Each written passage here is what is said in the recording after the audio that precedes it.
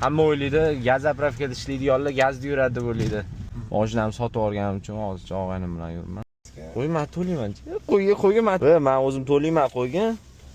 Qo'y indamagin. Faqat bundoq qarab qo'ygan menga. Navbat karta chiqing deb. Hozir zapravka ishlamayotganiga benzinni odam ko'p, mashina tanlagan qiyin. Tushunaman hammalar. Chunki kasbdosh tushunadi deydi-yu. Qo'ygan Abdulla.